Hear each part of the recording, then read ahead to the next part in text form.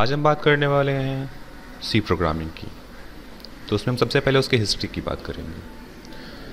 तो किसी भी लैंग्वेज के कुछ एस्पेक्ट्स होते हैं और सारे लैंग्वेज के सेम एस्पेक्ट्स होते हैं। तो उसका पहला एस्पेक्ट होता है the way it stores data. कोई भी प्रोग्रामिंग लैंग्वेज कैसे अपने डेटा को स्टोर करता है। दूसरा एस्पेक्ट है how it accomplishes input and output, कैसे ये इनपुट को एक्सेप्ट करता है और आउटपुट को जनरेट करता है।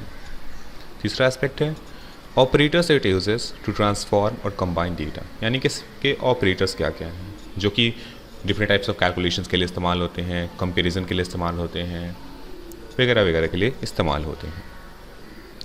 अगर हम इसके फीचर्स की बात करें तो सी के कुछ फीचर्स हैं, रिलायबल है, सिंपल है, ईजी टू यूज़ है, इसलिए इसकी पॉपुलैरिटी बहुत ज़्यादा इंक्रीज़ हुई। अगर हम इसके हिस्ट्री के ऑफ डेवलपमेंट की बात करें तो सबसे पहले कॉलबॉल आया था, वो 1960 के आसपास आया था और इसका जो मेन काम था वो था कॉमर्शियल पर्पसेस, कॉमर्शियल एप्लीकेशन के डेवलपमेंट के लिए। उसी के बाद उसी के आसपास आया था फोर्ट्रॉन, जो कि सिर्फ इंजीनियरिंग एप्लीकेशन के लिए आया था।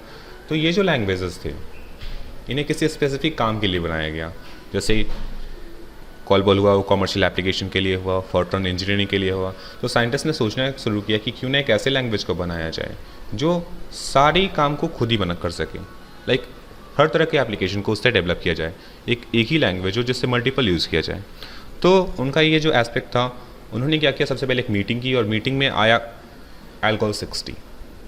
उस मीटिंग के बाद जनरेट हुआ एल्गोल 60, लेकिन ये कभी पॉपुलर नहीं हुआ, बहुत ज़्यादा कभी पॉपुलैरिटी गेन ही नहीं कर पाया। तो इसके बाद आया CPL, कंबाइंड प्रोग्रामिंग लैंग्वेज, ये भी बहुत ज़्यादा पॉपुलर नहीं हुआ। इसके बाद आया BCPL।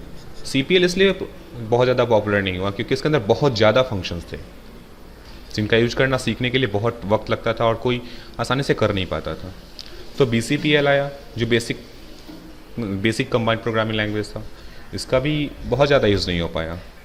तो इसके बाद आया B लैंग्वेज के पास जो BCPL का लैंग्वेज था, बिल्कुल ही B लैंग्वेज भी BCPL के इक्विवेलेंट था, इसलिए इसका भी बहुत ज़्यादा यूज़ नहीं हो पाया। तो इसके बाद आया C लैंग्वेज। ये B लैंग्वेज और BCPL लैंग्वेज दोनों का कॉम्बो था, दोनों का कॉम्बिनेशन करके बनाया गया और इसलिए बहुत ज़्यादा पॉपुलर हुआ क्योंकि इसे एक लौते शख्स ने बनाया था। इसे सिंगल मैन लैंग्वेज कहा जाता है क्योंकि सिर्फ डेनिस रिची ने इसे बनाया था।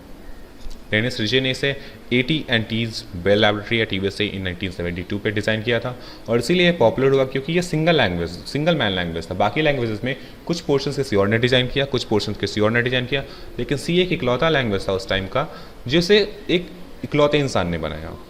ऐसे और सारे भी लैंग्वेजेस थे जिसे इकलौते इंसान ने बनाया, चाहे एक लिस्प था, पास्कल था, APL था, लेकिन उसमें C सबसे ज़्यादा पॉपुलर हुआ।